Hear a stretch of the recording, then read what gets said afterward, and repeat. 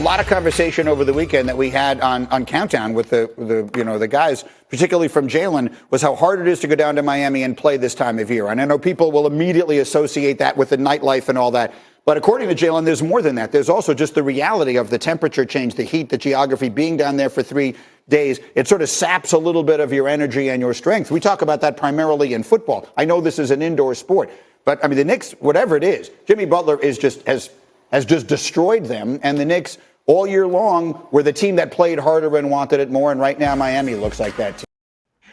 I got to tell you, what you people didn't hear is Dave Neal just screeching and laughing so hard on this one. Let me get this straight. You go from an air-conditioned limo bus to probably the Ritz-Carlton, and you all have suites. It's air-conditioned. You go to one of the finest arenas that's totally air-conditioned and everything else. I mean, we're not. I could even if they were playing Denver in the finals or something, I'd say, all right, maybe you can sort of cling to that if you want with the the mile high. Yeah, I lived there for 4 years. That's bullshit too.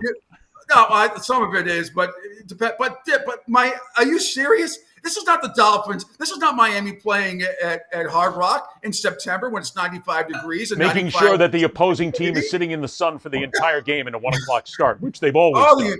How do these NBA players do it? And I don't get it. How do they go from air conditioning to air conditioning to air conditioning to air conditioning? I don't know how they do it. You know, it's not even the whole thing about weather, but it's the fact that ESPN, these clowns, sit there at the desk with a straight face, and I get it that they didn't start it, but they're pushing it forward instead of sitting on the other side going, holy crap, did he actually say this shit? I mean, really, did he? That was the dumbest thing I could possibly think of. They're pushing it because Pete's right, David.